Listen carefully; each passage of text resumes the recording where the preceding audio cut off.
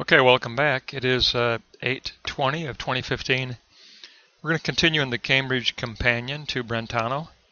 We're going to take a look at McAllister's essay on epistemology, and it's fairly brief. It's only 20 pages, but it's a pretty good little essay. We're going to take a look at the act of presentation, the act of relation, and then the judgment to reach actual existence. If we look at the act of presentation perceives the condition of the object. It's an act of judgment including remembering, inferring, and believing. And it is a mental phenomena, and it appropriates the inexistence of object that we've talked about. It appropriates that inexistence of object. And she gives us a pretty good definition of inexistence of object here. It is the content and direction toward an object. It's formed as a correlative concept. It has four qualities. It is the object of thought, but it is external to mind, while at the same time being related to mind. It's the abstract conceptual form of an object. So it's an internal externality. It is an object of thought. It is related to the mind, but it's technically at the very forefront of mind just prior to becoming external. So it's an internal externality. Pretty good description. Object of thought, external to mind, related to mind. If you remember those three, you'll have a pretty good definition of inexistence. Object of thought, external to mind, but related to mind. From there we move on to relating this object of inexistence. And Brentano gives us the axiom that mental phenomena are always relational. And there are four aspects of relation relating to actual existence. It's always a presentation or based on a presentation.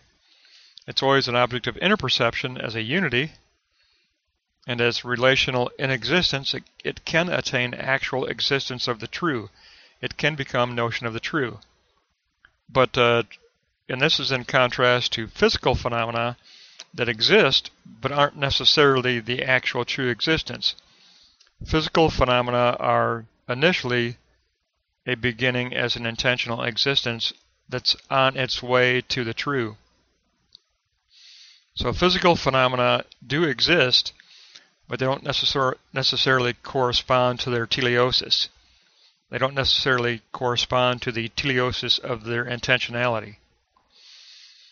So, we move on to actual existence and how we raise intentional inexistence or intentional existence to actual true existence through three layers of judgment.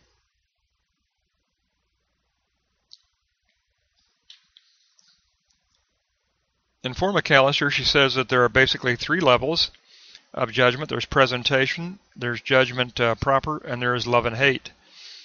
In presentation, we appropriate the idea of the object. We appropriate the idea of the object as a simple affirmation. We are appropriating the inexistence of the object. And as an affirmation, it could also be apodictic, as a necessity from our existential point of view. So really the first moment, we just kind of appropriate the inexistence of the object as abstract, conceptual form for the object. We appropriate the inexistence of the object as that internal externality. But now we make formal judgments concerning it. It could be compound. It could involve another affirmation as well.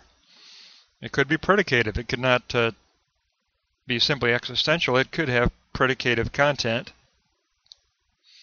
It could abbreviate a subsystem. It is we ask if it is a relational necessity or a contingency with regard to our formation of a sign model.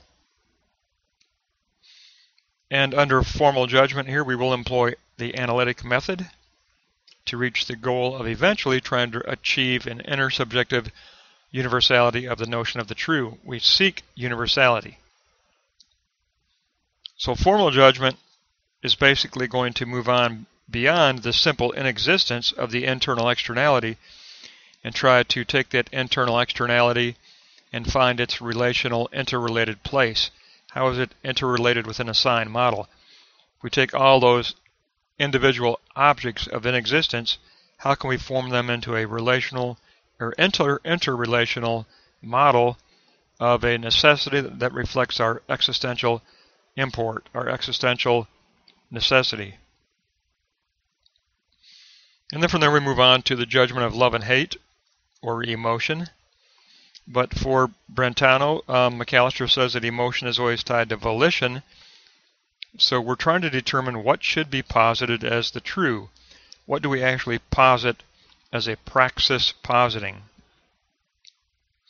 It will include emotions related to belief about what we believe to be true, our motivational base about what we believe to be true, but it will also involve emotions related to our idea of the teleosis or the teleosis of trajectory for the sign model. What do we perceive as the eschatological horizon for the sign model and the positing? So it's motivational base plus eschatological trajectory that are combined in this emotional and volitional step of praxis positing. So the three stages basically deal with the inexistence of forming the abstract conceptual form of the object, and then taking all those in-existence objects and forming them into a relational necessity model, sign model, and then imprinting that with a positive teleosis or eschatological trajectory. And that will help us to reach actual existence as the notion of the true, as a true actuality. And we confirm that and we validate that through feedback of intersubjective return, and through intersubjective return we return back to the first moment of the act of presentation and begin again. And we keep looping through this process until we continue to raise those abstract conceptual forms to deeper and deeper significance of universality and to a deeper relational model of universality, until finally we can find a perfect correspondence between intentionality and actuality, and then we reach the true actual existence.